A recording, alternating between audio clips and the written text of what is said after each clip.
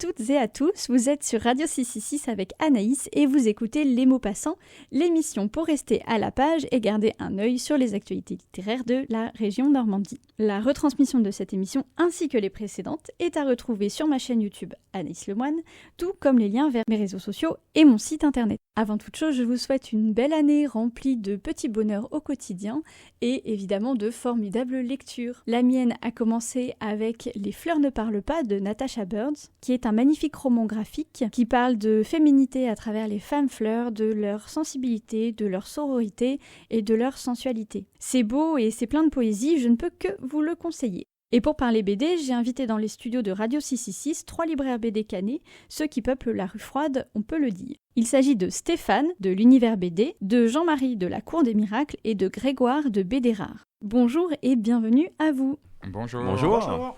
Je vous ai préparé un joli programme pour aujourd'hui, j'espère qu'il vous plaira. Tout à l'heure, on parlera de vos derniers coups de cœur et de vos recommandations, mais d'abord parlons festival. Ce n'est plus un secret, le sujet qui fâche en ce moment, c'est celui du festival d'Angoulême. C'est pour ça que nous allons éviter de parler des polémiques qui l'entourent et plutôt mettre l'accent sur ce qui se passe ailleurs.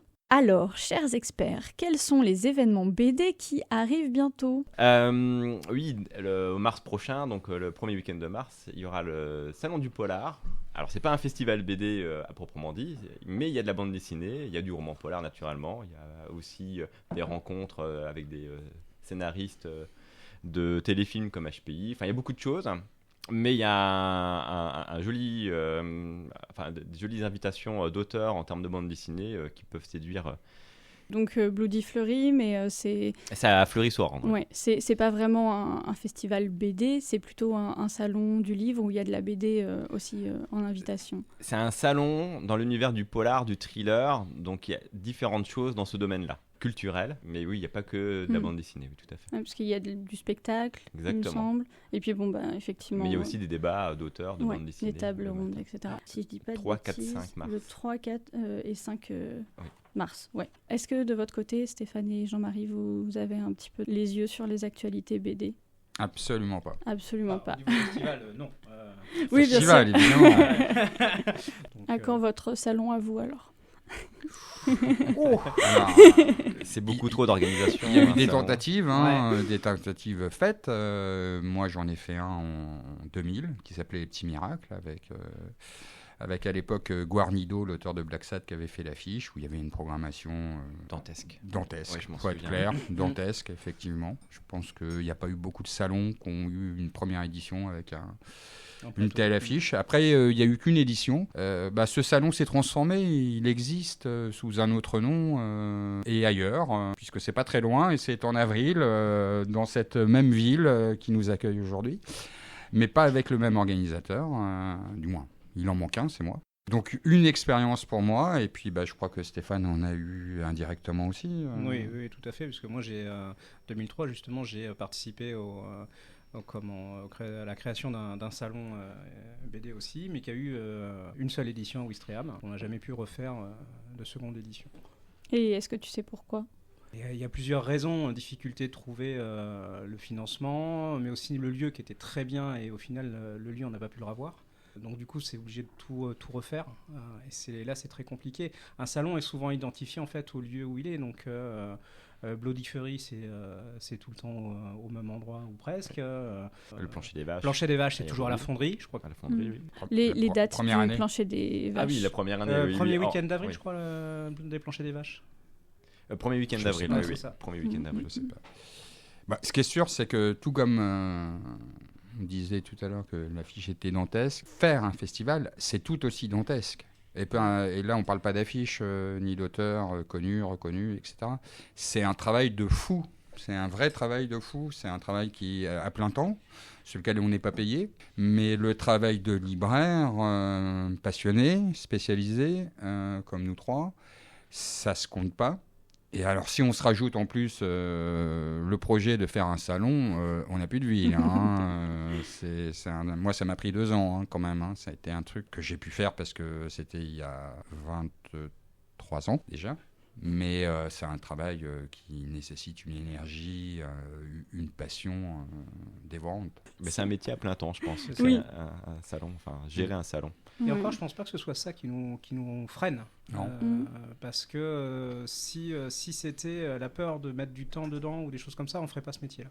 Il faudrait des bénévoles aussi pour nous Ouais. accompagner. Il y a un moment, il y a des choses incompressibles et le temps en est une. On a des librairies à faire tourner, même si on peut s'appuyer sur souvent des employés qu'on a, voire certains et certaines qu'on considère comme nos bras droits, qui peuvent vraiment être là pour pallier tous les problèmes ou presque qu'on pourrait avoir. Mais il y a un moment, surtout maintenant, avec la diversité de ce qu'on a en magasin et la façon dont ça a littéralement explosé, il est très dur pour nous de trouver le temps de vraiment avoir, non pas l'énergie, parce que l'énergie, encore une fois, on l'a, mais de vraiment trouver le temps de faire tout ça, c'est-à-dire d'avoir un don d'ubiquité constant, d'être à la librairie, de faire les invitations salon, de préparer le salon, de préparer l'organisation, d'aller chercher l'argent, parce que ça ne faut pas l'oublier, et puis surtout de penser que si on organise un salon, on ne va pas le faire comme les grands ensembles, on reste sur l'angle humain. Nous, ce qui nous intéresse, ce sont les auteurs. Qu'on les invite généralement, c'est que c'est des gens pour lesquels on a une affinité, une sensibilité, un respect, etc. Donc on a envie de les faire découvrir, on a envie de partager. Et tout ça, ça veut dire que pour eux, il faut que ce soit impeccable, et y compris pour nous. Et tout ça, ça demande un souci de perfection qui est un peu dantesque. Ouais, et puis être organisateur d'événements, ça reste un autre métier que celui d'être libraire. Mais les deux en même temps, ça me paraît un peu... Être partenaire d'un salon, c'est très bien. Oui. Gérer un salon, à mon avis, c'est tout autre chose. C'est encore autre chose. Ouais. moi, je le vois là actuellement où je suis président d'une association là, pour cette deuxième année, c'était pas le cas la première, qui gère un lieu où on accueille des auteurs. Et c'est un travail de fou. Faire en sorte que le lieu existe, faire une programmation, comme disaient Stéphane et Grégoire, accueillir correctement comme on l'entend, comme on sait qu'ils les aiment, les auteurs, les autrices, et tout ce qui s'ensuit autour de leur arrivée et de leur départ, c'est un travail en plus qui se rajoute. Donc là, on grignote sur les heures de sommeil. Vaut mieux dormir. Pour les autres événements BD, on peut aussi rappeler qu'il y a la 42e édition de La Couture dans le Nord-Pas-de-Calais qui aura lieu le 4 et 5 février. Il y aura aussi la 2e édition de La Vie en Bulle en Bretagne le 11 février et Bulle en Val dans le Loiret, la 21e édition pour le 4 mars. Et tous les autres événements peuvent être retrouvés évidemment dans l'agenda de bd.fr, mais ça, on ne vous apprend rien à vous les libraires. Pour rester dans la lignée des festivals, c'était quoi votre premier festival BD ? Grégoire, à toi l'honneur. Bon, je commence. Moi, je suis originaire des Ardennes et il y avait un festival à Charleville-Mézières et mes parents, pour me faire plaisir, parce que j'étais un gros lecteur de bande dessinée, m'avaient emmené à ce festival et j'ai rencontré pour la première fois donc des auteurs. Et en l'occurrence, une rencontre qui m'a énormément marqué, c'était avec Tom et Jean-Henri pour une belle dédicace de Champignac que je possède toujours, qui m'est restée et qui m'évoque toujours énormément de souvenirs à chaque fois que j'ouvre cette page. Donc voilà, c'était ma première expérience. Après, il y en a eu d'autres, mais c'est celle qui m'a le plus marqué par rapport à l'âge que j'avais. Et toi, Jean-Marie ? Alors moi, je suis un peu plus vieux que Grégoire, mais c'est plus récent si tu parles vraiment d'une rencontre en festival BD, parce que moi à l'époque il y avait très peu de festivals BD, il n'y avait pas beaucoup de libraires BD, mais il y avait encore moins d'événements de salons BD, et peu importe ce qu'on met dans le terme salon. Il y avait les incontournables, il y avait Angoulême, il y avait Saint-Malo et puis quelques autres, mais il n'y en avait pas tant que ça. Donc moi, pas la première rencontre avec des auteurs, le premier vrai salon, c'était 95 à Angoulême, avec des vraies belles rencontres, et entre autres Matsumoto, qui a fait carrière après en France avec plein de titres en manga. Ça, c'est le souvenir que j'en ai. J'ai aussi le souvenir d'auteurs que j'ai loupés, qui étaient présents et puis qui malheureusement sont partis depuis. Mais voilà, c'était le vrai premier salon avec ce que j'appelle la rencontre possible avec les auteurs, les éditeurs, etc., ce qui est plus compliqué aujourd'hui. Ce qui est plus compliqué par rapport au nombre d'invités, par exemple. Ce qui est plus compliqué par rapport à ce qu'est devenu et ce que sont devenus les salons avec les organisations qui permettent plus ces rencontres entre les lecteurs, les libraires, les auteurs, les éditeurs, les directeurs de collection, parce qu'il se passe énormément de choses et que tout est très cadenassé aussi. Et on est moins dans le côté passionnel. On est plus dans le côté recherche de dédicaces. Oui, et puis professionnel aussi dans l'organisation. Oui, parce que niveau professionnel, si j'ai bien pu comprendre, c'est l'occasion maintenant de faire des rencontres avec des éditeurs, signer des contrats, faire des rencontres aussi avec les autres BDistes. Oui, c'est ça, mais c'est aussi cadenasser les choses un peu plus d'un point de vue organisationnel et avoir moins de latitude sur un public plus, comment dire, ce qu'on appelle les fanboys aujourd'hui, quoi. Les collectionneurs, le terme un peu plus générique. Donc ça n'existait pas vraiment avant. C'était pas vraiment dans cette même optique. Il y a eu en fait une situation il y a quelques années où il y a beaucoup de dédicaces qui se revendaient sur des sites, sans les citer, de vente aux enchères. Et ce qui a fortement déplu aux auteurs, et de manière tout à fait compréhensible, c'est que eux, c'était un cadeau qu'ils faisaient à la personne qui venait les voir et les rencontrer, et non pas une valorisation de la bande dessinée pour multiplier le prix par 2, par 3, par 4. Maintenant, c'est un trophée. Exactement. Donc, il y en a, le but, c'est ils ont une liste d'auteurs à avoir en termes de dédicaces, ou des chasseurs de dédicaces, c'est le terme qu'on entend. J'ai jamais entendu parler de ça. Et oui, ça existe. Donc voilà, donc une dédicace, c'est pour figer un souvenir. Comme je disais, moi, le Champignac, je l'ai toujours. Je ne vois jamais le revendre ou quoi que ce soit, même si c'est une valeur vénale. C'est pas le but en soi. Le but, c'est d'alimenter ses souvenirs, de garder ses souvenirs. Et on parle de passion. Inévitablement, une passion n'est pas liée forcément à une valorisation d'un prix ou quoi que ce soit. Ouais, c'est un souvenir. C'est un souvenir, exactement. Donc suite à cela, c'est vrai que les auteurs, ça les a énormément refroidis en termes de dédicaces. On le ressent à l'heure actuelle, parce que voilà, c'est du temps qui passe. C'est là où les polémiques ont commencé à germer sur le fait que pourquoi se déplacer pour finalement... faire que des dédicaces, que la rencontre, la discussion, le fait de dire est-ce que vous avez aimé l'album, comment vous voyez les choses, qu'est-ce que vous avez apprécié. Il y a moins de temps de discussion et plus de queue pour faire des dessins. Maintenant, un petit sondage qui serait intéressant, c'est dans une file d'attente, savoir combien de personnes ont réellement lu la bande dessinée avant de se la faire dédicacer. Oui, c'est vrai. Quand j'allais rencontrer un auteur, je venais pour discuter avec lui. C'était plutôt l'excuse de la dédicace qui me servait pour pouvoir dire tout le bien que je pensais de ses créations et du 9e art. Et toi, Stéphane, c'était quoi ton premier festival ? Eh ben, assez étrangement, moi, mon premier festival, c'est celui dont je parlais tout à l'heure. C'est celui que j'ai aidé à créer en 2003, en fait, tout simplement, à Ouistreham. J'ai eu d'autres tâtonnements avant, mais à l'instar de Jean-Marie, je peux vraiment le considérer comme le premier parce que c'est celui lequel j'ai le plus profité, c'est-à-dire que j'ai été immergé. Alors c'est vrai que j'ai eu tout le côté organisationnel dans lequel j'ai été plongé, mais après voilà, pendant 2 jours, et je devais dire 3, j'ai vraiment tout vécu, c'est-à-dire les rencontres, les bonnes choses, les mauvaises choses, enfin vraiment tout ce qui fait l'apanage d'un festival, les bonnes rencontres, les bonnes surprises, les choses auxquelles on s'attend pas, tout ce qu'on attend d'un festival, c'est plein de surprises, les paillettes dans les yeux, tout ce qu'on veut, enfin voilà toute l'imagerie qu'on a derrière, qui fait que ça reste ancré et que ça reste ancré à vie. Et donc, qu'est-ce qui aurait changé aujourd'hui entre un festival BD et celui qu'il y avait, par exemple, il y a 20 ans ? Qu'est-ce qu'on garde ? Qu'est-ce qu'on jette ? On en revient à l'idée de qu'est-ce qu'un festival ? Il y en a qui sont à taille gigantesque, Angoulême, Quai des Bulles, où là c'est très important pour les auteurs d'y être, parce qu'au-delà de la rencontre avec le public, il y a la rencontre avec les éditeurs, les contrats qu'ils signent, etc. Il y a un côté off qu'il ne faut pas oublier, qui est ultra important. Allez, si je fais une grosse comparaison à l'image de Cannes ou encore de Deauville ou des choses comme ça, où il y a vraiment un côté professionnel que le public ne voit pas forcément. Vous prenez Angoulême, les libraires, en fait, ça commence le mercredi, alors que le salon est ouvert bien avant. Il y a toutes les rencontres professionnelles avant. Donc il y a vraiment ce côté-là. Puis après, il y a tous les autres. Il y a tous les autres, qu'on dit salon, on dit festival, où justement il y a des choses un peu plus intimistes, où on a un public qui va vraiment rencontrer quelqu'un, et puis des auteurs qui viennent là aussi pour parfois changer la tête, prendre une bouffée de respiration, prendre la température aussi, parce qu'ils ont l'impression que ça marche pas, ils n'ont pas forcément l'impression d'avoir de retour, parce qu'ils n'ont pas forcément de communication suffisante au niveau milieu éditorial, et alors pas forcément volontairement, mais c'est un encadrement aussi de s'occuper d'un auteur, et bien parfois les attentes sont différentes quand on est à un degré qu'on en est à un autre.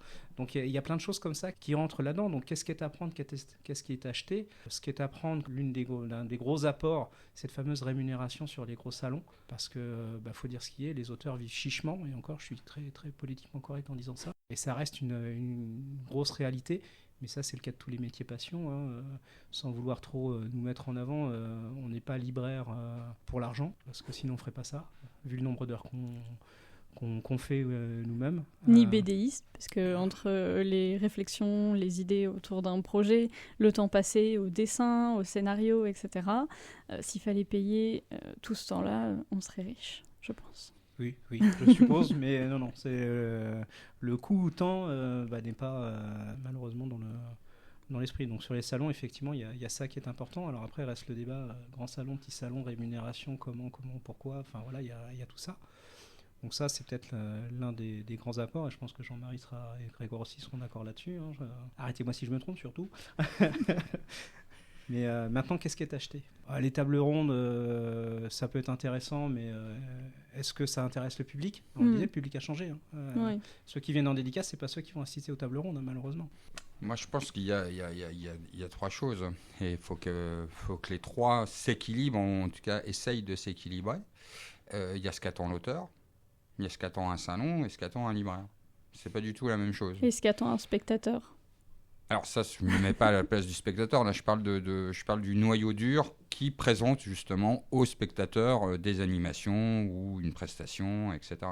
C'est-à-dire un salon qui invite des auteurs et des libraires qui sont là, qui sont soit prestataires de services, soit co-organisateurs. Ça dépend du type de structure dans lequel on est. Mais il faut que les trois désirs cohabitent. Alors, je reprends ce que vient de dire Stéphane. Effectivement, si il y a une table ronde avec un auteur qui est invité sur le stand du libraire qui l'accueille en plein rush et que le libraire n'a pas son auteur, à part s'il est extrêmement connu, les gens ne vont pas attendre face à une place vide. Oui, ils vont aller ailleurs. Donc avoir par exemple 3 auteurs en même temps sur 3 tables rondes au même moment, si on a 7 auteurs invités, ça fait la moitié des auteurs qui ne sont pas présents. Là, c'est compliqué pour le libraire. Alors, le salon peut être satisfait parce qu'effectivement, il a proposé des tables rondes. Les auteurs peuvent être satisfaits parce qu'effectivement, ils sont invités, ils sont rémunérés pour ça. Mais là, en l'occurrence, le libraire peut ne pas être satisfait. Donc voilà, il faut associer les 3 volontés. Là, c'est un exemple parmi plein d'autres. Donc c'est compliqué, c'est de l'organisation et comme d'habitude, ça nécessite des agencements et aussi un certain nombre de gens disponibles pour pouvoir faire ça au mieux. Est-ce que tu as quelque chose à rajouter, Grégoire ? Oui, ça semble inévitable. C'est ce qui fait à la fin que le salon est une réussite ou pas. Le but, c'est de faire découvrir autre chose qu'un produit fini qu'on peut retrouver un peu partout. C'est montrer qu'il y a un travail bien en amont.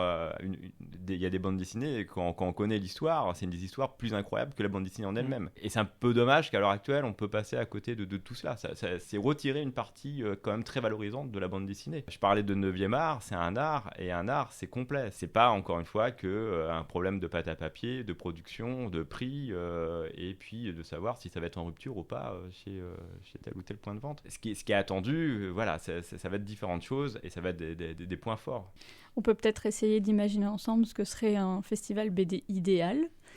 Par exemple, qui est-ce que vous voudriez inviter, qu'il soit vivant ou mort ? Déjà, ça va être forcément les morts, parce que c'est à ceux qu'on pense en premier, malheureusement, parce qu'ils nous manquent, et parce qu'ils sont devenus des références, ils sont devenus incontournables, ils sont des auteurs sur lesquels les auteurs actuels aussi s'appuient, comme un socle. Alors c'est vrai que moi, un des premiers qui me vient en tête, c'est Moebius, mais je pense que la liste peut être très très très très très très très très très longue. T'as oublié un trait. Oui, j'ai oublié un trait. Moebius, oui, Giraud, indéniablement. Je pensais aussi à Hugo Pratt. La problématique, c'est que là, on va vraiment dire les auteurs qui nous ont bercés dans notre jeunesse. Et on va en oublier d'autres, et j'aime pas oublier des auteurs, parce que la problématique, c'est qu'il y en a eu tellement, et il y en a tellement. C'est vrai qu'ils ont tous apporté quelque chose. La BD a évolué d'une manière assez impressionnante. Avant, c'était un format 46 pages qu'on achetait une fois par an pour la série. Maintenant, c'est tellement vaste. Il y a eu des romans graphiques, il y a des auteurs qui ont marqué le roman graphique. Je pense à Marjane Satrapi avec Persépolis. J'allais en parler. Si j'avais dû inviter quelqu'un, ça aurait été elle, direct. Et je veux dire, il y a eu aussi un tournant avec des autrices qui ont quand même marqué la bande dessinée. Il faut parler aussi de mixité, qui n'a pas été souvent une évidence en soi. C'est comme pour tout à l'heure avec le festival, ça peut être très très long. Et puis des gens qui ont inventé de nouveaux styles de narration. Tu parles des autrices, Motin, Bagieux, c'est un style graphique qu'on n'avait pas à l'époque. Exactement. Je pense qu'il faudra inviter en fait des auteurs qui ont marqué vraiment soit un tournant dans la bande dessinée, dans le roman graphique, dans leur style, soit des auteurs qui sont vraiment à l'origine de la bande dessinée, de la ligne claire. Enfin voilà, on parlait tout à l'heure de Guarnido qui a aussi marqué son temps parce que on était dans une époque où les studios Disney fermaient, que ce soit en Espagne ou en Italie. Donc ils sont venus dans le monde de la bande dessinée, ils ont révolutionné et bousculé toute la bande dessinée. Parce que moi je me souviens, la bande dessinée, c'était des éditeurs et des auteurs attachés à ces maisons d'édition. Ils ne quittaient jamais la maison d'édition, c'est un sacrilège si jamais ils signaient un contrat ailleurs. On a parlé de plein de sujets différents. Est-ce qu'il y a un sujet qu'il faudrait aborder en table ronde absolument dans un festival BD, évidemment? La rémunération des auteurs. On y revient. De manière générale, oui, que ce soit dans leur contrat éditorial ou même en représentation dans des festivals. Moi, j'ai une question qui pourrait faire une table ronde et ça fait un moment que je me la pose, c'est pourquoi les femmes, dans la BD, elles ont toujours des petits nez, voire pas du tout? Si quelqu'un pouvait me répondre. J'ai pas eu le secret. Je n'ai pas remarqué, moi. Quand vous rentrerez dans vos librairies, vous ferez un petit tour dans les BD et vous verrez quand elles sont dessinées par des hommes principalement. Oui, parce que Catherine Meurice ne fait pas des que femmes avec des petits Non, nez. il y en a avec des gros pifs aussi. Et puis dans la BD dessinée par des hommes, généralement si le nez est empâté, c'est souvent parce que la femme représentée est disgracieuse, par exemple. Je pense que ça a un lien avec la féminité, ce genre de choses, mais la féminité, c'est pas que le nez. Je m'interroge. Alors, à une époque, il y avait des gros nez qu'on appelait comme ça, les Achille Talon et autres. Oui. Mais ça, c'était encore une fois... Entre 50 et 70, pour faire simple. La ligne claire, avec certains types de physique aussi. Bon, mais je crois que les choses ont quand même évolué. Bon, après, ça dépend ce qu'on appelle évolution. Ça ne concerne pas tout le monde, malheureusement. Mais je pense que les choses ont évolué quand même dans le monde de la BD au niveau de la représentation de la femme. Bien sûr. Et ça, rien que par les autrices. Oui, bien sûr, évidemment. Bien sûr. Mais il y en a toujours eu des autrices. Elles ont été récompensées. Il y en avait beaucoup moins. Elles ont été récompensées à Angoulême, certaines, d'autres non. Moins mises en avant aussi. Oui, parce que forcément, il y avait moins d'autrices que d'auteurs, moins d'albums faits par des autrices que par des auteurs. Donc oui, inévitablement, elles étaient moins représentées, ça c'est sûr. Et pour finir sur les festivals, ce serait quoi le spectacle ou l'animation qu'il faudrait absolument avoir? Le problème, c'est que la question, c'est pas, faut savoir si ça nous plaît. Mais déjà, est-ce que ça va plaire à l'auteur? Déjà, la dédicace, on part du point de vue que c'est un concept qui va de soi, mais il y a des auteurs qui ne sont pas du tout à l'aise avec l'exercice. Avec le public aussi. Et avec le public, alors c'est pas forcément... Et il n'y a pas que des jeunes auteurs. Quand on démarre, effectivement, ça peut être compliqué, mais il y en a qui sont pas à l'aise avec ça. Pas à l'aise, je parlais de Grotte tout à l'heure. Oubliez qu'un auteur, il y en a beaucoup qui restent, entre guillemets, confinés sur leur planche à dessin. Certains sont très à l'aise avec le public, d'autres pas du tout. Donc déjà la question, enfin en tout cas moi c'est comme ça que je vois les choses, avant de vouloir créer un spectacle, une animation, il faut aussi s'interroger sur, alors effectivement le public, qu'est-ce qu'il peut attendre, mais l'auteur. Parce que si tu imposes quelque chose à un auteur, déjà si tu le prends à rebrousse-poil, tu n'auras pas ce qu'il faut en termes de rendu. Si on veut créer une animation qui aille, il faut qu'il y ait l'auteur qui soit lui-même partie prenante de tout ça. Oui, qui propose. Alors pas forcément qui propose, parce qu'ils n'ont pas forcément, en dehors de leur planche à dessin et de leur conception des choses, ils ne sont pas forcément dans cet esprit-là. Mais si tu crées un projet comme ça, à mon sens, il faut le créer en amont avec l'auteur en lui-même. Ça me paraît évident, mais c'est vrai que ça peut ne pas l'être pour d'autres. Ouais. Justement, dans la logistique, généralement, l'auteur est invité et on lui propose l'animation sans l'avoir construite avec lui. En règle générale, ça se fait comme ça. Ça peut être assez dérangeant, par exemple, du battle BD si on n'aime pas l'improvisation. Qu'on se retrouve là-dedans. Moi, je serais en panique. Voilà, exactement. Donc, d'où le fait, excuse-moi, de rentrer dans Non, mais tu as bien raison de le préciser. C'est important. Donc maintenant, le battle BD, qu'est-ce que c'est ? C'est, comme tu le disais, BD, c'est de l'impro. On peut être face à un bandeau libre. Mm. Alors, il y a plusieurs modes de battle BD. Hein. C'est un thème imposé. Et chacun est face à face et soit dessine autour de ce thème-là. Ou ce qui peut être parfois plus drôle, c'est qu'il y en a un qui commence le dessin et l'autre doit le continuer sur ce thème-là. Oui, ça, c'est marrant, ça peut être très drôle. Mais encore une fois, il faut avoir des auteurs qui sont à l'aise avec ça et qui sont d'accord pour le faire. Voilà, ouais. tout à fait. Ouais, C'est pour ça qu'il faut... normal. Ça, c'est vrai que ça peut être des animations sympas, ça peut être aussi des fresques. Et ça se fait sur plusieurs salons. Des fresques qui sont réalisées pendant le salon. Donc chacun apporte sa petite pierre à la fresque. Est-ce que les spectateurs peuvent participer ou pas? Alors je crois que ça s'est jamais fait, ça. Ça s'est jamais fait parce que quelque chose de participatif aussi, ça peut être marrant. Alors ça peut être sympa, mais alors encore une fois, je suis pas sûr que tout le monde ait le même respect d'un dessin. Ah oui. Ouais, il faudrait que ce soit vraiment très bien encadré. Et encore une fois, c'est pas évident. C'est ça, c'est le problème. Parce que moi, je me mets à la place d'un auteur, je mets du temps sur un dessin et si je vois qu'on me fait un Mickey sur ce que je viens de dessiner, ouais. Ça peut être drôle il y a 2 secondes, mais il y a moyen que je me sente quand même... les moustaches et les dents ça. manquantes. Ouais, c'est ça, pas exactement. Terrible. Non, je comprends. Ouais. Mais... Malgré tout, moi je trouve qu'aujourd'hui, il y a quand même beaucoup d'interactions dans le 9e art avec d'autres types de créations culturelles, artistiques. Donc si c'était fait réellement en amont, je pense que l'association images, musique, bande dessinée, que ce soit l'image, l'animation, l'image projetée, etc., peut bien fonctionner. Moi, je l'ai déjà expérimenté sur quelques auteurs où effectivement le travail était fait ensemble. Ça, je trouve ça plutôt intéressant parce qu'aujourd'hui, on le voit dans ce que mes collègues vendent, par exemple, en bande dessinée, le manga. Il y a des animés, il y a des longs métrages, il y a plein de choses tout autour du support. Il y a de la musique aussi, évidemment. Tout ça, ça pourrait confronter un public un peu plus moderne d'aujourd'hui face à des créations artistiques qui impliqueraient les auteurs invités. Voilà. Et Grégoire, toi, si tout le monde était d'accord, qu'est-ce que tu aimerais voir ?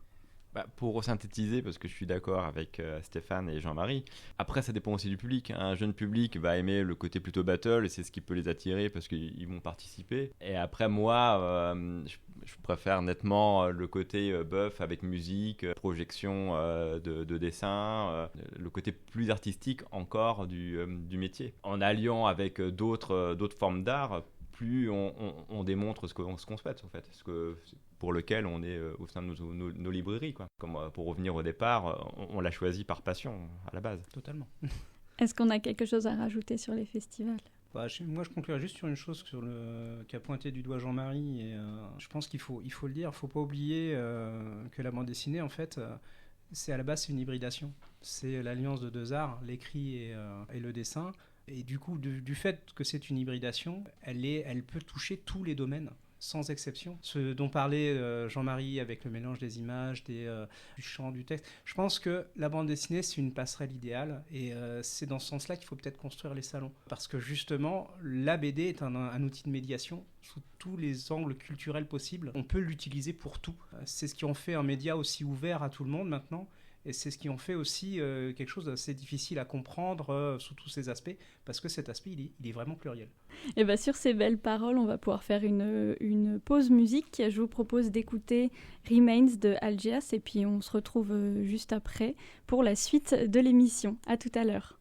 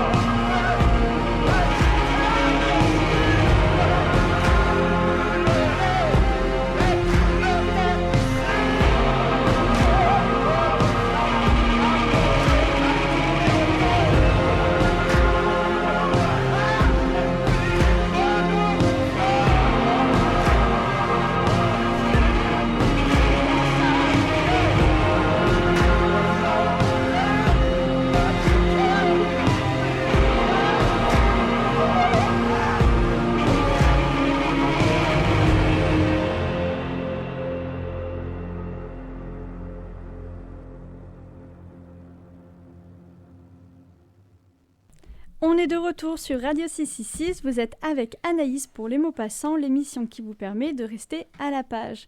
Nous sommes toujours en compagnie de Jean-Marie, Grégoire et Stéphane, les libraires BD de la Rue Froide à Caen. Juste avant d'écouter Remains d'Algiers, nous parlions de leurs expériences en festival BD et tout de suite faisons place à leur coup de cœur. Je suis curieuse, c'est quoi votre première BD, si vous vous en souvenez ? Donc la toute première pour moi, c'était de mémoire, c'était un Tintin. Je suis en train d'essayer de me souvenir, je crois que c'était Tintin et l'or noir. Je devais avoir entre 5 et 6 ans et mon père me la lisait. Et je crois que c'est ça qui m'a donné le goût de la BD parce que mon père avait un truc un peu particulier, c'est qu'il bruitait les onomatopées. Bon, ça c'est facile, mais aussi une petite technique d'Hergé, c'est que parfois il y avait juste des points d'exclamation ou des points d'interrogation. Et lui, il est bruité.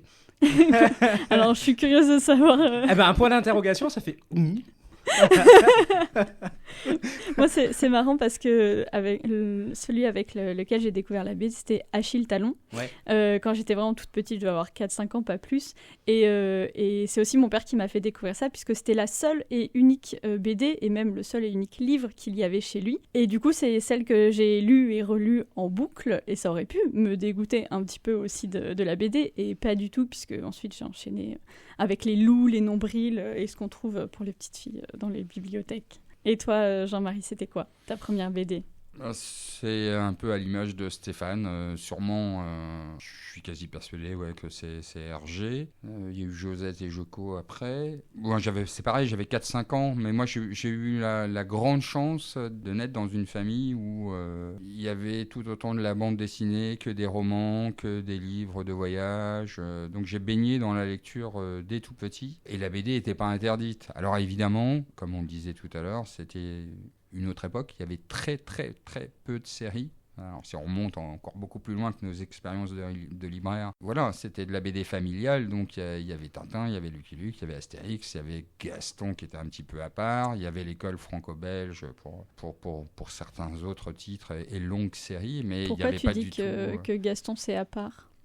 Il y a moins quand même aujourd'hui, peut-être qu'on met Franquin au même niveau que Hergé, Uderzo et compagnie, mais Gaston c'était quand même moins familial que Tintin et Astérix. Ouais. Parce que je lisais plus Gaston que Tintin et Astérix, je les supportais pas moi ces deux-là quand j'étais petite. Pas de la même génération. Ah peut-être, pourtant c'est pas si éloigné, mais ouais. Ouais, mais quand Gaston est arrivé dans le journal Spirou, déjà ça a été un peu un événement, ça a été préparé, etc. Et les premières planches, en fait, on ne voyait pas Gaston. C'était des pas qui étaient dans le journal Spirou. Et ils ont vraiment préparé l'arrivée. Ça a complètement changé, en fait, la bande dessinée à l'époque. Il y avait vraiment quelque chose de différent. J'ai grandi un petit peu avec lui. Et toi, alors, c'était quoi, Grégoire ? Très original. Tintin aussi. Et c'était Objectif Lune, je m'en souvian très bien. Ça m'a marqué. Ça a marqué, je pense, beaucoup de personnes. Voyager dans l'espace, c'était vraiment l'éveil, l'évasion. On reproduit ça après en jouant, donc je me souviens très bien de ce Tintin-là. Et c'était quoi votre dernière BD lue ? Là, je suis sur Révolution, le tome 2, qui est sorti cette semaine, que je lisais hier soir. Donc moi j'en ai lu 2 hier et avant-hier. Brancusi contre États-Unis de Arnaud Nebaquet, je ne sais pas comment on prononce, chez Dargaud, qui m'a vraiment beaucoup plu. Et puis Merel, hier soir, j'étais un peu... pour tout dire, il était dans la pile de retour que Nico travaillait, et puis j'ai lu un article dessus, je me suis dit, bon, je vais le lire avant, parce que nous, on a un petit problème, c'est la montagne de livres que l'on reçoit chaque semaine, donc on ne peut pas tout lire, même ce qu'on a décidé d'acheter, ou pas, entre parenthèses, parce qu'on reçoit parfois des livres qu'on n'a pas décidé Mais après, heureusement, vous avez le retour de vos clients aussi, des lecteurs qui peuvent vous dire ce qu'ils ont pensé de tel livre, ça permet aussi... Personnellement, ça arrive de moins en moins. On a plutôt à la limite des retours sur des conseils qu'on a fait, donc des livres qu'on a lus. Parce que moi, je ne conseille que des livres que j'ai lus. Ou alors, si je conseille un livre qu'un de mes libraires a lu, je dis que ça provient de lui. Je me dédouane totalement on a des goûts différents, c'est ça qui est intéressant aussi, je pense. C'est bien de travailler en équipe. Tous les trois, on a des goûts communs, on a des goûts différents, et tous les trois, on a des employés qui peut-être, je pense que chez vous c'est pareil, ont des lectures préférées par rapport à d'autres. Ça vous partage le travail. Oui, ça offre aussi la diversité. Ouais. Parce qu'on ne peut pas tout lire, c'est ça le problème. Et même avec 1, 2, 3 libraires, on ne peut pas tout lire. Et donc Merrell, c'est comme ça qu'il s'appelle, Merrell ? Merrell, oui. J'ai pas été méga emballé. Ouais.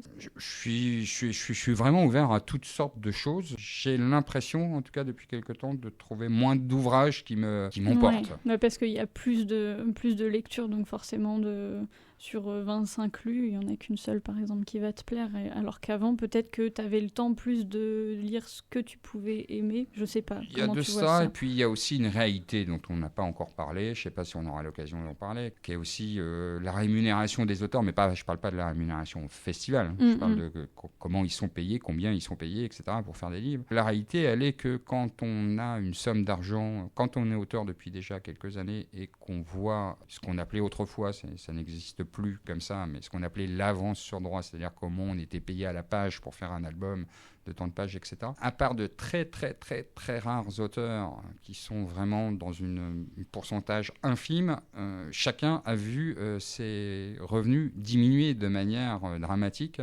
Est-ce que ça viendrait pas du fait qu'avant, principalement, les BD, on les retrouvait dans les magazines, et donc comme on commandait les auteurs pour continuer à publier des magazines et leurs séries, est-ce que ça vient pas de là ? Ça, c'était l'explication il y a déjà de ça quelques années. Ça fait longtemps que les magazines ont disparu. Il y en a quelques-uns qui ont essayé de survivre. Je ne parle pas des classiques qui existent encore en kiosque, les Fluides Glaciales et compagnie. Je parle d'autres qui s'étaient montés dans les années 2000. Ça fait longtemps qu'ils ne sont plus là. Non, c'est la multiplication des titres. C'est aussi... Et ce n'est pas pour critiquer ce genre de BD, c'est aussi le manga et le comics, où là, on n'a plus les auteurs à payer. On paie des droits. Et on paie une reproduction, souvent avec un livre qui n'a rien à voir avec la BD européenne, celle qu'on aime, nous, celle qui se met dans des bibliothèques, pas celle qui se laisse sur des banquettes, celles qui sont bien maquettées, bien collées, avec une belle couverture, cartonnée, rigide, dure, etc. Ça, c'est typiquement la BD franco-belge, ça. Alors, elle a évolué, évidemment, mais voilà, ça a un coût. Et c'est vrai qu'avoir des séries, en plus, qu'on peut multiplier sous différents supports, on parlait d'animés, de t-shirts, de toys, de figurines, etc. C'est aussi une manière de gagner de l'argent plus facilement pour un éditeur. Mais par contre, pour un auteur qui est un auteur de BD franco-belge qui commence, aujourd'hui, il faut s'accrocher pour être payé dignement. Ouais. Donc c'est une fois qu'on est connu que ça commence à être intéressant. Donc tout ce qui va avant, c'est du temps non rémunéré, c'est travailler gratuitement. C'est ça pour tous les artistes. Pour le travail d'un projet, oui, ils sont obligés d'avoir un début, et pas forcément un contrat à la clé. Donc oui, c'est sûr qu'il y a beaucoup de temps passé sans rémunération pour autant, quoi. Je suis pas dans la BD, mais moi je suis écrivaine du coup de romans. Ça fait 10 ans que je suis sur un projet. J'ai pas vu un seul centime de ce projet-là parce que je fais qu'écrire. Et c'est un exemple. Bon, mon exemple est assez long dans le temps, mais pour d'autres, ça peut être la même chose, je pense.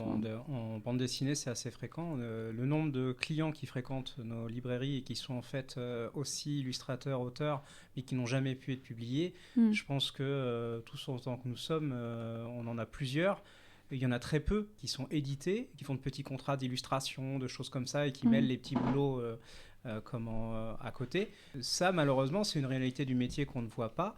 Et là, on ne parle même pas de ceux qui sont édités. Donc, faut imaginer qu'il y en a beaucoup qui vivent de petits contrats dans la pub, de dessins, de jeux de cartes. On pourrait multiplier ça sous tous les formats qui existent. Ouais, donc, on parlait tout à l'heure de 10 000 publications par an. En fait, c'est même pas une réalité. C'est beaucoup plus en termes de production qui ne sort pas aussi. Ah bah alors, s'il faut compter ce qui sort pas, alors là, je pense que... c'est pas quantifiable. Non, je pense pas non plus. Et pour revenir à la question que tu me posais, tu me demandais les dernières BD que j'ai lues. Il y en a plusieurs, mais Souviens-toi que tu vas mourir.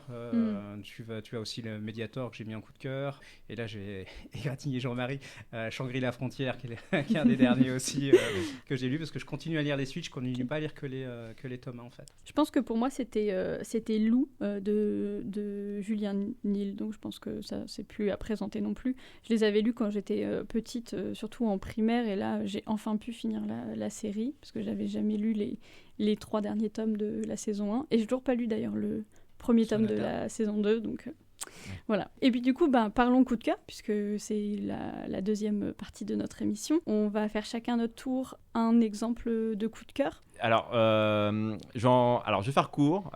J'en ai 2 parce que c'était par rapport à Angoulême et le palmarès. Il y a La couleur des choses de Martin Panchaud dans la collection Ça et là. C'est un one-shot, c'est important de le préciser parce que beaucoup recherchent que ce genre de titre en un seul volume. Les 2 que je vais présenter, c'est que des one-shots. La force, en fait, c'est d'avoir une narration en vue plongeante avec des points de couleur qui représentent les personnages. On est dans un thriller un peu comédie. Alors, pour faire vite, c'est un jeune garçon Simon, il a 14 ans, il vit dans une famille où ça se dispute régulièrement, il y a des problèmes d'argent. Et un jour, grâce à une voyante, il va pouvoir jouer le bon tiercé et gagner l'équivalent de 16 millions de livres. Et là, il pense que ça va être la fin de tous ses soucis. Et quand il va rentrer pour annoncer la chose, drame, son père, qui cherchait l'argent que Simon a utilisé pour jouer au jeu, s'est énervé contre sa mère. Il y a eu un acte violent. Ils ont tous les 2 disparu. Le père, la mère à l'hôpital. Le père, il a été emprisonné. Et on retrouve ce Simon seul qui va être ballotté de lieu en lieu, de la police, etc. Problématique, c'est qu'il a 14 ans et les jeux sont interdits quand on est mineur. Donc, va-t-il pouvoir toucher cet argent-là ? Mais en fait, la force, c'est toute la narration en fait liée à ces points, au pictogramme, au côté architectural aussi, où il y a vraiment une force. Moi, ce qui m'a surpris, c'est qu'en lecture, très vite, les personnages sont apparus. J'ai créé moi l'imagination un peu, a fait son œuvre et je voyais les personnages. Et voilà, c'est pour ça que j'invite aussi les lecteurs par moment à faire des expériences un petit peu différentes de la BD traditionnelle. Donc lui, il fait partie du palmarès d'Angoulême de cette année. Et il y a aussi, alors beaucoup plus classique, Neyef, chez Rue de Sèvres avec Okae, donc un récit où les colons souhaitent vraiment inculquer leur culture au détriment de la culture amérindienne. On va suivre un Lakota, donc un peuple indien qui a une vengeance à mener. Dans cette vengeance, il y a une amérindienne aussi et un Irlandais. Donc on va apprendre pourquoi ils sont tous liés, alors que la vengeance est issue que de notre personnage principal. Donc pourquoi ils sont là. Le but aussi de l'histoire, c'est que dans la vengeance, dès le début, ils vont tuer un pasteur qui est éduqué à la façon occidentale, un amérindien. Donc qui a une vision qu'occidentale des choses, qui a perdu ses traditions. Et le but en fait de l'histoire, c'est comment lui va renouer avec ce jeune homme, va renouer avec les traditions indiennes que son aîné va vouloir lui réinculquer. Et puis il n'y a pas vraiment un côté blanc ou noir, on va se rendre compte qu'il n'y a pas de parti pris forcément, qu'il y a des exactions dans de tous les côtés. Donc voilà, une histoire complète, je recommande fortement, et qui est aussi dans le palmarès d'Angoulême pour cette année. Voilà. Merci Grégoire. À toi Jean-Marie. Moi, c'est les éditions Ça et là et Serge. Alors, je dis les éditions parce qu'il fait partie des éditeurs que je défends depuis toujours et que j'aime beaucoup. Parce que c'est un éditeur qui n'édite que des albums qu'il aime et que de gens qu'il aime. Et si, en l'occurrence, la personne qu'il aime fait un album qu'il aime moins bien, il l'édite pas. Donc, c'est assez radical. Et surtout, moi, c'est ce que j'appelle un vrai travail d'éditeur. Donc là, j'ai découvert un ouvrage chez lui, Pau. Qui est très très beau d'ailleurs, je vois la couverture. Qui est magnifique. Ça, c'est pas des ouvrages graphiquement qui s'adressent à un public qui ne connaît que les grands classiques de la bande dessinée. C'est un peu plus exigeant. Je ne veux pas dire que c'est sectaire, mais c'est plus exigeant parce que ça associe effectivement différentes formes d'art et on a du mal à s'y retrouver quand on ne se lance pas dans ce type de littérature graphique. Je dis littérature graphique parce que tout à l'heure tu parlais de roman graphique BD. Ouais. Le roman graphique c'est de la BD, comme le manga c'est de la BD, comme le comics c'est de la BD. C'est une forme de bande dessinée, et une forme de bande dessinée inventée depuis fort longtemps par quelqu'un que j'admirais. On parlait d'auteur tout à l'heure qu'on aimerait bien voir. Moi je l'ai vu mais j'ai pas osé y aller. C'était Will Eisner et c'est lui qui a inventé soi-disant le roman graphique il y a quelques années en éclatant la narration habituelle, quoi. Et ça fait du bien, c'est un de mes genres préférés. Voilà. Bon. Et moi aussi, c'est un one-shot. Je vais en parler moins longuement puisque je parle beaucoup tout autour que Grégoire. Pau, c'est juste comment 2 personnes vont pouvoir se rencontrer à travers un atelier de dessin. Une femme d'une 30aine d'années qui a du mal à communiquer avec les autres, et puis une autre d'une 50aine qui va se faire passer pour un modèle. Elle n'a jamais fait ça de sa vie, qui vient de perdre sa mère et qui est en conflit avec sa fille. Et ces 2 rencontres, peau contre peau, nu à nu, vont amener chacune à s'ouvrir l'une à l'autre, mais aussi aux autres protagonistes de cet album.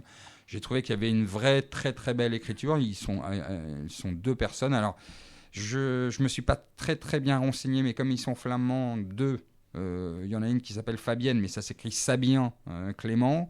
Mieke Versip, je ne sais plus si c'est une femme ou un garçon, mais bon, peu importe. Ils sont 2 à l'écriture et au dessin pour cet album qui est un vrai petit bijou, tout comme le livre que Grégoire a cité, qui sont des ovnis en fait. Et chez ça et là, on est habitué aux ovnis. Un autre livre qui m'a beaucoup plu, c'est chez Sarbacane, un éditeur que je suis depuis pas mal d'années, qui s'ouvre davantage, au fur et à mesure de ses publications, vers un public encore plus large, dans le sens où graphiquement ça peut toucher des gens qui sont un peu plus pointus dans leur goût, mais en même temps il reste dans des narrations plutôt classiques, avec des formats qui ne le sont pas, c'est des one-shots. Et là c'est Xavier Cosse que je connais depuis qu'il dessine, en fait, depuis qu'il dessinait dans des fanzines, et que j'ai invité quasiment pour chacun de ses albums. Il avait fait il y a quelques années 1984, l'un des 1984 qui avait vraiment énormément marché. Là, il revient avec L'homme à la tête de lion, où il fait un parallèle entre ce qui intéressait les gens en termes de spectacle il y a encore plus d'un siècle, c'est-à-dire le cirque, les cirques itinérants. Là, on parle de Frix. L'homme à la tête de lion, il a une pilosité assez importante, mais c'est pas ce qui est le plus intriguant. Ce qui est très intriguant, c'est qu'il est très érudit et qu'il lit des textes, et il lit de la poésie. En plus, sa marotte, c'est de peindre, mais ça, peu de personnes le savent. Il va être appelé par un grand cirque américain. Il va traverser, il va arriver jusqu'aux États-Unis, traverser les États avec un train qui l'emmène de ville en ville. Et plus il va avoir de notoriété, et plus il va se perdre. C'est l'histoire de cet homme qui va essayer de se retrouver. C'est un boulot fabuleux de Xavier, qui est devenu vraiment un très grand dessinateur. Voilà. Merci Jean-Marie. À toi Stéphane. À moi. Donc, ce dont je vais parler en coup de cœur, en fait, ça va être assez simple.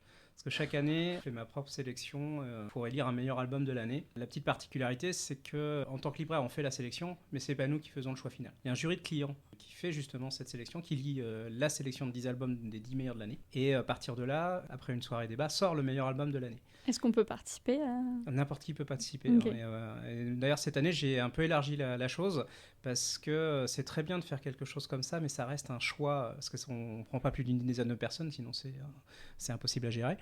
Mais je me suis dit, tiens, si je faisais participer tous les clients de la librairie, ce qui fait que j'ai envoyé un formulaire en fait à tous les clients, et ils pouvaient voter, qu'ils les aient lus tous ou pas. Moi, ce qui m'intéressait, c'est qu'est-ce qui pourrait ressortir, qu'est-ce qui les avait marqués. Ils votaient pas. Et je m'étais dit, tiens, est-ce qu'on va avoir la même chose ou est-ce qu'on va avoir effectivement une différence ? Et ce à quoi j'espérais, en fait, et effectivement, ça a eu lieu. Ils ont été tous d'accord sur les albums, sauf le premier. En fait, du coup, on a un meilleur album de l'année, on va dire le prix du jury, et on a un prix du public. Donc le prix du jury, celui-là, on en a entendu parler partout. Enfin, j'espère en tout cas, parce que franchement, il vaut le détour.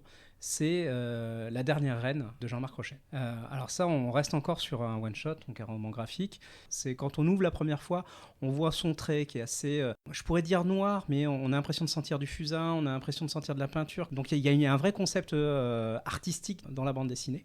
Et puis on commence avec quelque chose de noir, parce qu'on suit quelqu'un qui est en prison, qui attend en fait son exécution. On est encore à la période de la peine de mort. Sa grâce vient être refusée. Et là, on est étonné devant ce personnage qui est donc Édouard Roux, porte bien son nom d'ailleurs, carré, massif et qui est impassible devant ce qu'on vient de lui dire. Enfin voilà, pour lui, il a tout vécu. Et il n'a pas l'air d'avoir de regrets. Et on va suivre en fait tout en flashback cet homme, son histoire, son parcours, qui est celui d'une histoire de la France du début du XXe siècle jusqu'à la moitié à peu près. Et on va suivre en fait son parcours, son histoire, cet homme qui est attaché à ses montagnes, à son Vercors, à sa nature, qui va quand même devoir vivre la Première Guerre mondiale, qui va en payer les pots cassés, une gueule cassée donc justement, qui va aussi se retrouver dans tout le florilège de l'éveil, de la culture au niveau parisien. Il y a plein de choses qui vont se retrouver émaillées dans cette histoire. Ce personnage qui au final le ramène tout le temps aux montagnes, à la nature, à son Vercors, il l'oublie jamais cette chose-là, malgré tout ce qu'il vit, malgré le plus dur, malgré tout ça, il nous emmène dans son sillage. Et ce qui est très fort avec Rochet dans son histoire, c'est ce parcours, ce personnage qui vit le pire tout le temps, mais qui jamais ne s'abat, jamais ne lâche. Passez les pages et vous avez l'impression de sentir le côté minéral de la roche. Vous pouvez presque sentir un arbre respirer au final. Son histoire va vous emmener sur quelque chose qui pourrait être très simple, très dur, et au final où vous arrivez à retenir le meilleur. Ça donne envie. Donc ça, c'est le premier. Et le prix du public, là ça a été, nous c'est un album qu'on avait vraiment adoré cette année, mais c'est un album on va dire plus facile pour le coup, parce que c'est le type d'album, voilà, c'est beau, c'est assez classique, c'est un peu parfait presque au niveau, il y a une espèce d'esthétique qui fait penser au côté français assez classique, hein. C'est Pigalle 1950, donc ça c'est chez Art Libre. Le Pigalle 1950, alors ce qui est marrant c'est qu'on va encore parler de montagne, parce qu'on va suivre un personnage qui justement va quitter ses montagnes et arriver à Paris. Il ne va pas arriver n'importe où.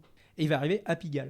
Alors, il faut imaginer l'archétype du provincial qui quitte sa province pour arriver à Paris et qui va découvrir, Paris c'est une chose, mais alors Pigalle, avec toute sa faune et sa flore, qui va arriver là. Et en plus, celui qui l'accueille, c'est son cousin qui est cafetier, donc qui arrose tous les cabarets de Pigalle, c'est le cas de le dire. Et puis là, lui, il va découvrir l'envers du décor, c'est-à-dire 1950, c'est une certaine pègre, c'est la pègre d'après-guerre, les résistants qui sont restés, mais bon, du coup, qui flirtent avec les frontières. Et lui, il est jeune, il est fort, il est beau, il est taiseux, donc un homme de main idéal, voire un fusible si besoin. Il va nous emmener en fait à travers ce Pigalle de l'époque, nous faire découvrir tout ce qu'il a vécu, mais sans porter de jugement. Et du coup, on découvre cette période qui va être une période de transition entre une France et un Paris. On est post-guerre, mais on est encore sur l'héritage d'avant-guerre, qui petit à petit cède le pas à ce qu'on va découvrir, cette pègre qui va disparaître au profit d'une autre qui est beaucoup plus violente, avec moins d'éthique, si on peut dire ça comme ça. Et lui se retrouve témoin, victime, privilégié en tout cas de tout ça. Ce qui est intéressant, c'est qu'on a aussi un côté très image d'Épinal. Le dessin d'Arroyo est fait exprès pour... On a l'impression de revoir des vieilles photos des années 50. Chaque page que vous allez feuilleter, c'est ça. C'est cette vision. On a presque l'impression de voir des tableaux, des photos d'époque. Parce qu'au niveau de la documentation, il a été énormément documenté. Hein. Et en même temps, retrouver ces ambiances, ces teintes qui nous plongent dans ce passé. Et c'est même pas la surprise de son histoire qui nous intéresse, c'est le voyage dans lequel il nous emmène. C'est un beau résumé. Eh bien, merci à vous. J'ai aussi un coup de cœur à vous partager. Pour moi, l'année 2022, ça a été Tout ce qui reste de nous de Rose-Marie Valero-Connell. Peut-être que vous l'avez vu passer. Non, ça vous dit rien? Absolument pas. Là, désolé. Là, il y a un sang blanc. Là, coup d'épée blanc sur 3. C'est moi qui vous pose une colle cette fois. Alors, Tout ce qui reste de nous, c'est une BD qu'il faut contempler et il faut oser se perdre dedans. Ça, c'est important de le dire parce que je sais que ça n'a pas plu à tout le monde. On y retrouve 3 courtes histoires de science-fiction qui abordent des concepts philosophiques comme les souvenirs, la mort, l'impression que la fin de quelque chose est proche. Et finalement, c'est la peur de la perte qu'on peut retrouver. Et c'est tout doux. Moi, j'ai adoré. Voilà. Donc, si ça vous donne envie aussi, allez-y. Mes petits collègues ont dégainé pour savoir d'où ça vient. C'est chez qui C'est joli, la couverture, elle est très belle. C'est chez Dargaud. Ouais. On n'a aucune excuse, sinon qu'on est débordé par les piles de livres. On est nombreux en librairie. Ouais, ça se comprend. Mes collègues l'ont lu. Enfin, si vous voulez... Elle est facile, celle-là. Moi, peut-être. Surtout un. L'autre, non, c'est sûr que non. Mais si vous voulez retrouver les couvertures, les résumés, les titres, les auteurs de tous les livres qu'on vient d'aborder dans l'émission, sur ma chaîne YouTube, je fais des montages vidéo des émissions qui sont retrouvables 1 à 2 semaines après la diffusion, donc n'hésitez pas à aller faire un tour. Eh bien, merci à vous pour tous vos conseils, ça donne envie. Merci. Merci. Avant de nous quitter, il est temps de faire un point sur les actualités de la région. Donc, il y a 2 salons à pas louper en février. Le premier, c'est un incontournable maintenant, c'est le salon du livre ancien au Palais Ducal de Caen. On l'a tous les ans, c'est l'occasion de chiner des pépites. Et cette année, il aura lieu le week-end du 4 au 5 février. Et puis le deuxième, il est tout nouveau, puisque ce sera sa toute première édition. Il accueillera 60 auteurs, dont la grande majorité sont des autrices. Pour une fois, il y aura beaucoup de romances et d'auto-édition. Et ça, on en manque énormément dans nos salons régionaux. Ce sera donc le salon des dévoreuses de livres le 18 et 19 février. Voilà, si vous avez l'occasion d'y aller. En fait, c'est une grosse page Facebook qui a plus de 16 000 personnes qui suivent et ils ont décidé de faire un festival, donc c'est très cool. Comme je disais, c'est leur première édition, donc on verra ce que ça donne. Pour finir, je vous annonce avec joie que j'ai rejoint le club lecture radiophonique Quand lit-on, qui a lieu tous les derniers jeudis du mois sur Twitch et sur Radio Toucan. Donc je serai présente le 23 février à 20h pour l'émission spéciale Romance, bientôt. Et puis, comme d'habitude, on n'oublie pas de s'abonner au newsletter des libraires pour ne louper aucune sortie et événement, et notamment celle de nos libraires BD actuellement avec nous. Merci à Stéphane, à Grégoire et à Jean-Marie d'avoir bien voulu nous partager leur amour de la BD, en espérant que la pile à lire de nos auditeurs ne soit pas en train de s'écrouler. Enfin, quoique, il y a quand même de belles lectures à l'horizon. L'émission touche à sa fin. Si vous avez loupé un bout, que vous avez envie de la réécouter ou de la partager, elle sera disponible très prochainement sur ma chaîne YouTube Anaïs Lemoine. C'est aussi là-bas que vous retrouverez les liens vers mon site internet et mes réseaux sociaux.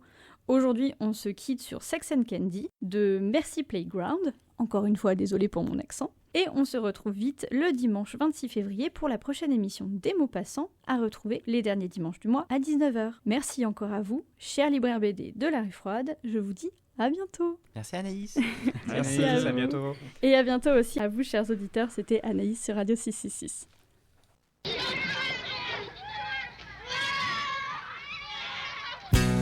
Hanging round downtown by myself, and I had so much time to sit and think about myself, and then there she was, like double cherry pie. Yeah, there she was, like disco superfly. I smell sex and candy here. Who's that lounging in my chair?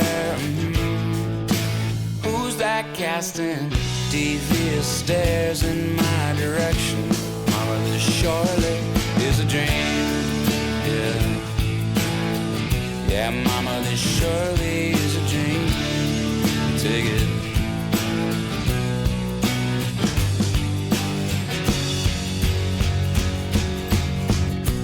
Hanging around downtown by myself, and I've had too much caffeine, and I was thinking about myself, and then there she was, in platform double suede. Yeah, there she was, like disco lemonade. I smell sex and candy here. Who's that lounging in my chair? Who's that casting devious stares in my direction? Mama, this surely is a dream. Yeah, yeah, mama, this surely is a dream. Take it. Yeah, mama, this surely is a dream. Yeah.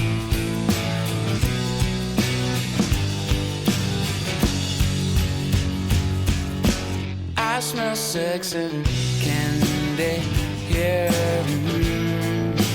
Who's that lounging in my chair? Who's that casting devious stares in my direction? Mama, this surely is a dream. Yeah, yeah, mama, this surely is a dream. Take it. Yeah, mama, this surely is a dream. Yeah, yeah, mama, this must be my dream.